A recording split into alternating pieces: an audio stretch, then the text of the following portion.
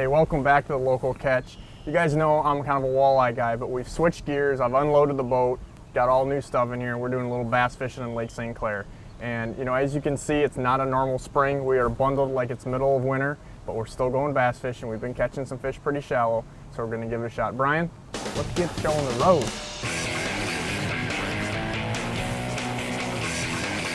You know, basically we've been dealt an interesting set of cards here. We've got a lot of rain coming in, a bunch of wind in the last day or so. So basically, Brian, what we're going to do is we're going to look for water that's not completely muddy, you know, a little bit cleaner. Unlike walleye fishing, we kind of like cleaner water when we're bass fishing, right? Oh yeah, I mean, cleaner water is going to help us a little bit today, but we'll see what happens. The water's probably a little bit cooler than we'd like for this time of year, but we'll try and get them on some moving baits. If we can't do that, we'll get them on some tubes or drop shots or something like that. You know, this is kind of a time of year, I call it junk fishing. I mean, literally, I've got a crankbait, a jerkbait, a tube, a drop shot.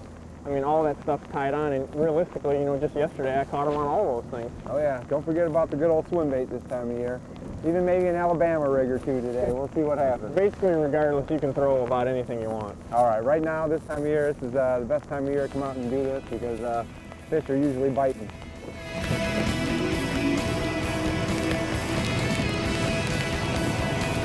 You know, I got woke up about 3, 4 in the morning to just an absolute torrential downpour and lightning, and that's never a great sign.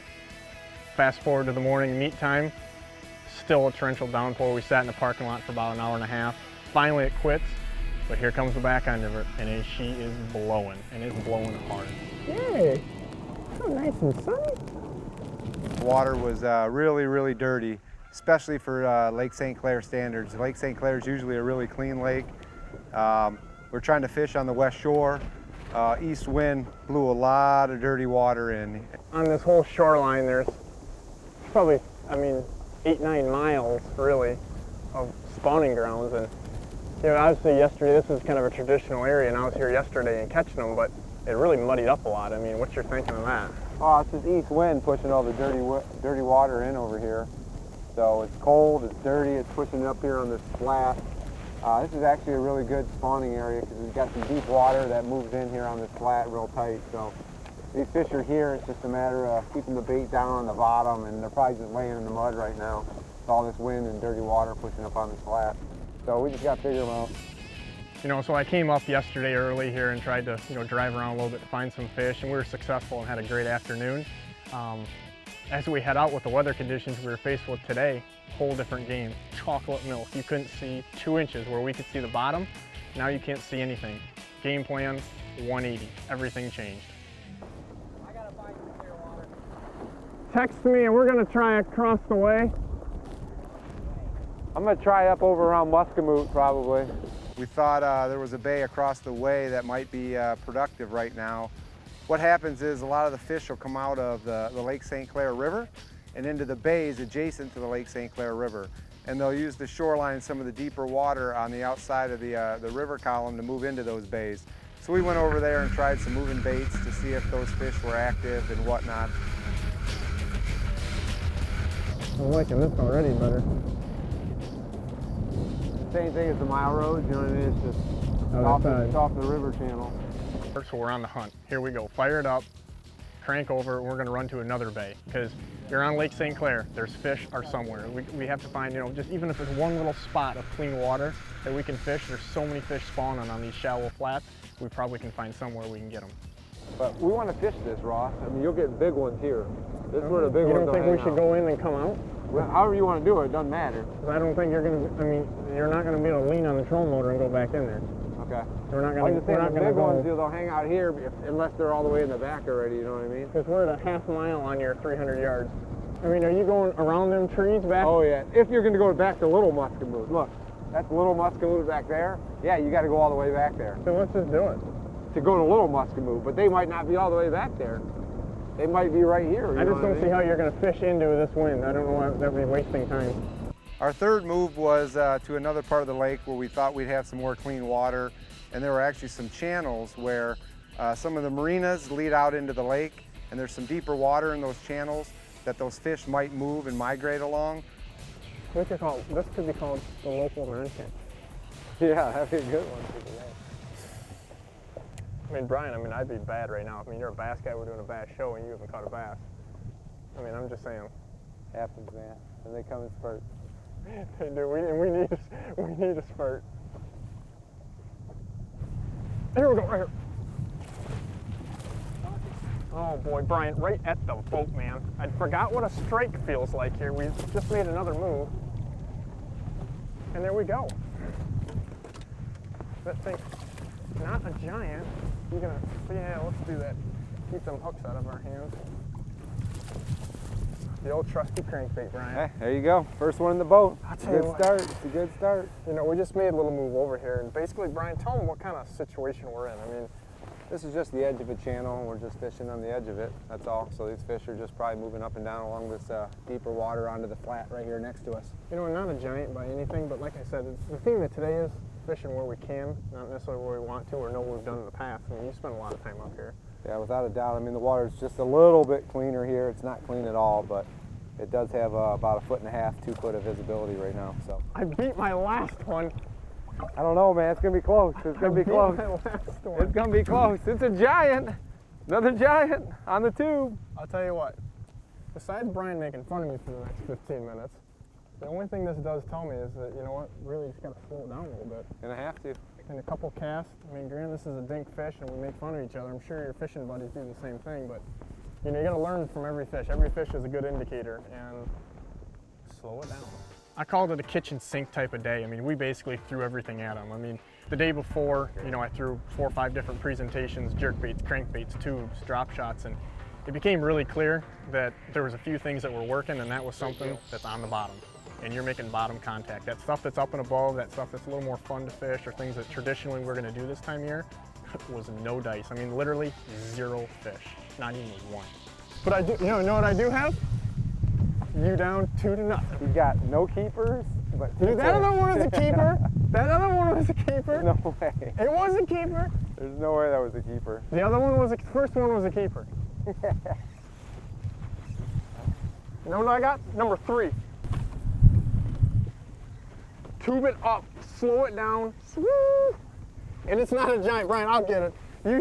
You start fishing, I don't want you to get hurt. All right, this one's a little better. I just was soaking that, Brian, no lie. Wasn't even moving it. Was not moving it. And you know, it's not a giant, again, but I think we're onto something here. Thank you. Ross is on fire. He's on fire right now. We're catching them. This is not what we came for. When we come back, I'm hopefully going to have more fish and definitely bigger than this. But Brian, it's your turn. I'm up. Next fish is mine.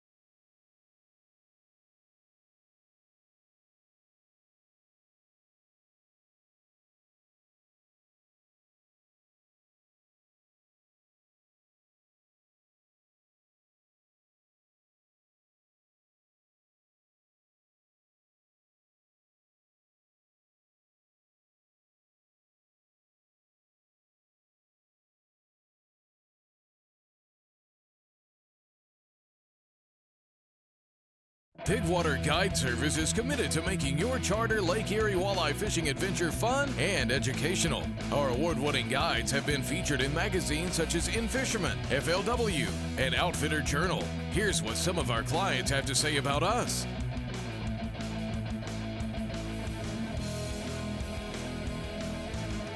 Big fish, big fun, bigwaterfishing.com. Let Bigwater Guide Service customize a walleye fishing trip for you today.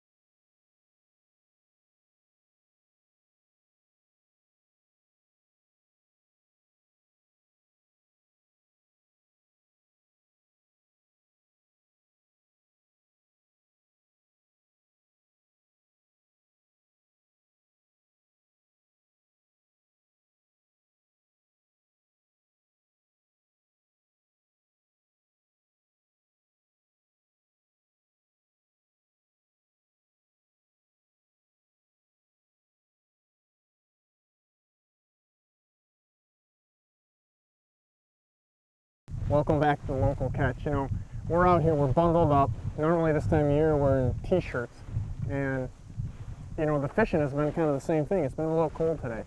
And the one thing, you know, I just banged a couple of decent ones that gave us a little bit of an indicator. We're fishing a tube. And this time of year, generally, I mean, we're fishing faster moving baits, and we're moving them, we're ripping them, we're covering some water.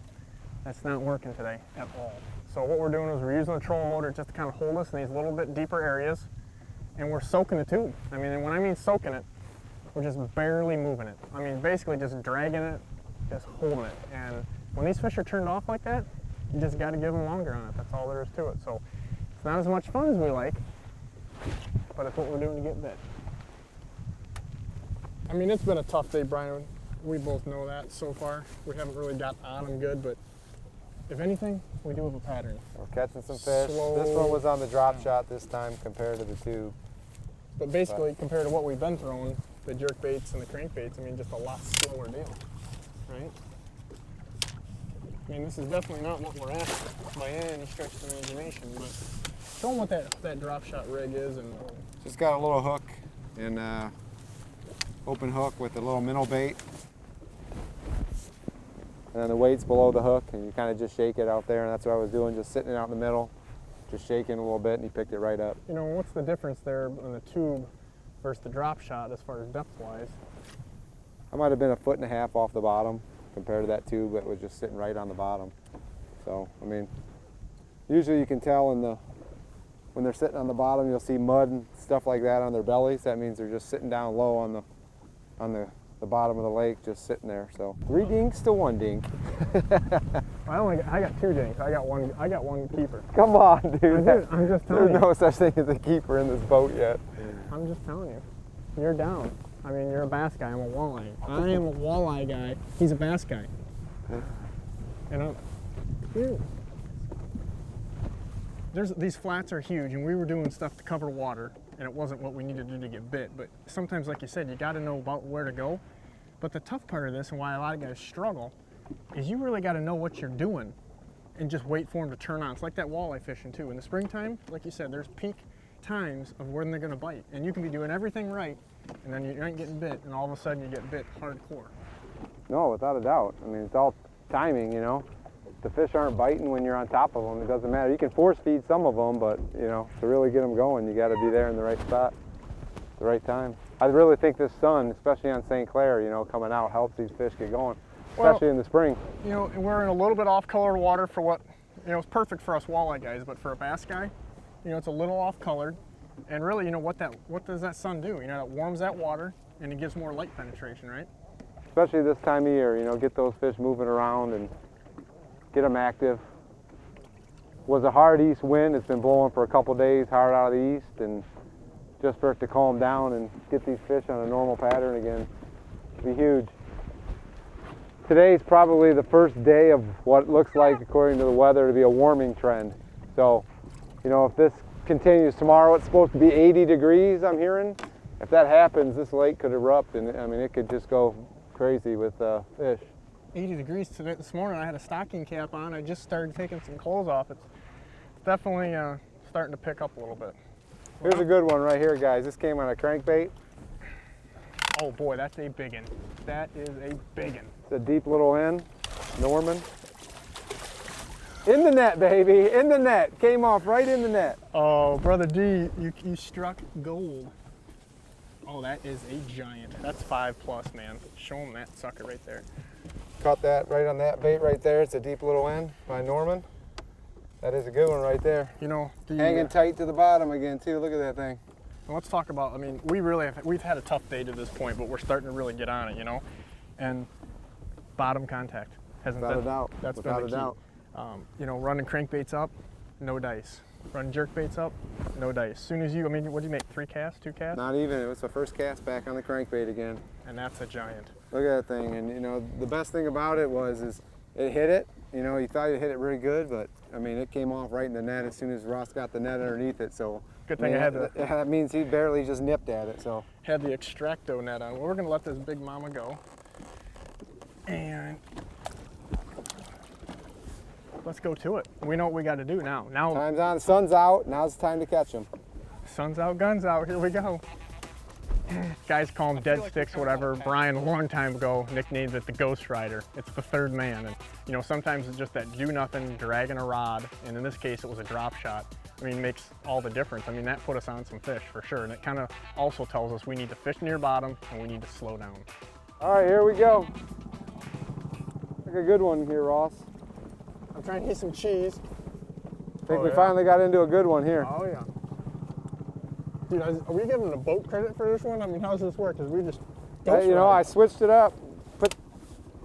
Put the swim bait down, pick the drop shot up, and it's me versus Brian, even though it's really not. It's, you know, hey, how many you got, Brian? Because I was putting it to him pretty good there for a while, and all of a sudden, you know, the Ghost Rider starts turning on, and it's like, hey, Brian, you're getting outfished by a rod laying on the deck. biggest competition wasn't Ross. We had Ghost Rider with us today, and Ghost Rider comes with me quite a bit. Ghost Rider doesn't always win, but today Ghost Rider definitely took Ross and I both down.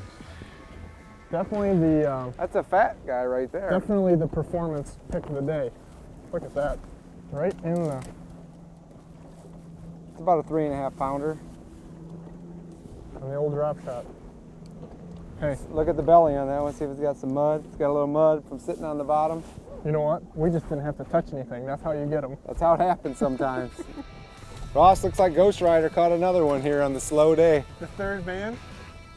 Can we nickname him the third man? This is the home field advantage right here. Extra rod in the boat helps you out.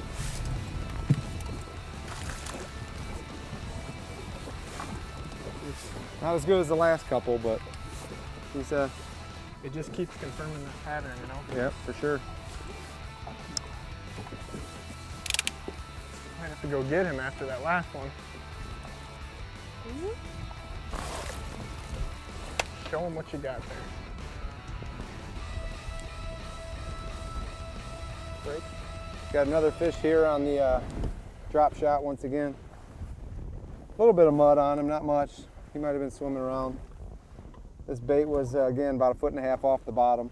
A little shad imitation. Yep, a little shad imitation on a drop shot, open hook. Sitting still. Just barely moving it, Using barely shaking. Fancy boat, seat pedestal as the rod holder. Seat pedestal holder as the holder, right there on that little guy. When we come back, we're probably gonna have another Ghost Rider down, because why wouldn't we? Ghost Rider's been... There's nothing for us to mess up. Hey, Ghost Rider's kicking our butt all day. Don't go to the bathroom, we'll be back.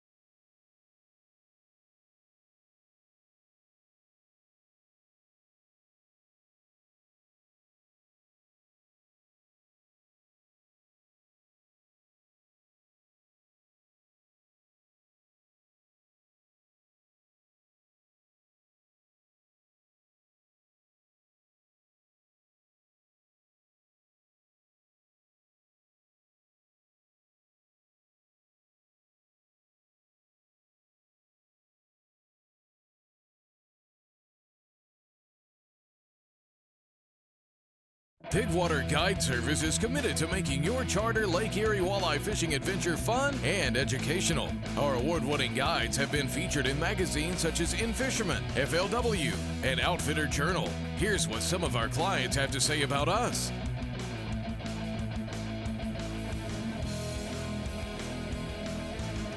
Big fish, big fun, bigwaterfishing.com.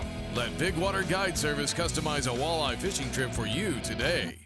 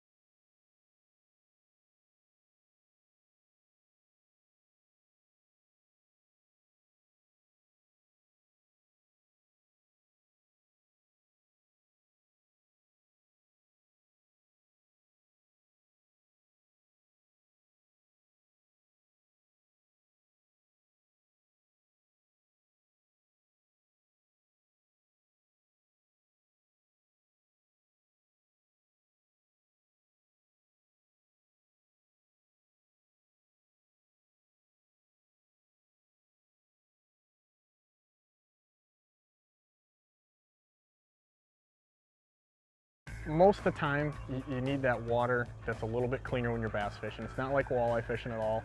And we're finding these transitions where you can see a visible mud line, and we were catching fish right in the edge of it. And you know, it's just funny how wherever you want to go doesn't seem to be the right water. So we were fishing these little areas where the water was right, but not necessarily where we would be in a perfect all condition situation. He's coming in. Feels like another solid 2-pounder. Over on this side here, Ross.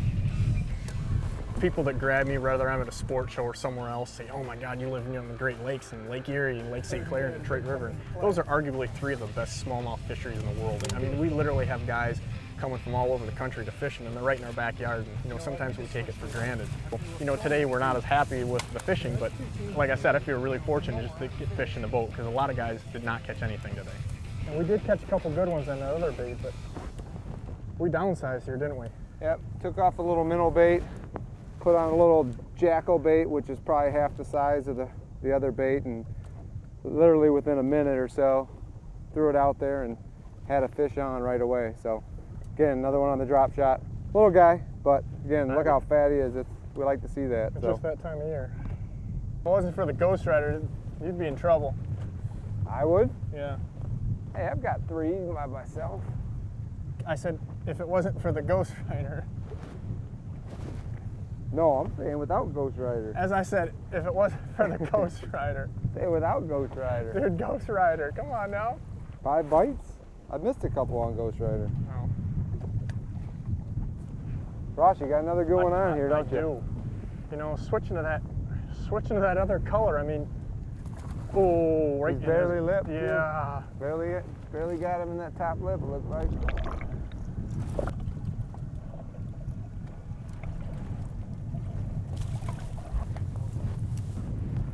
Whew, make me nervous. Another solid fish in there, Ross. Look at that.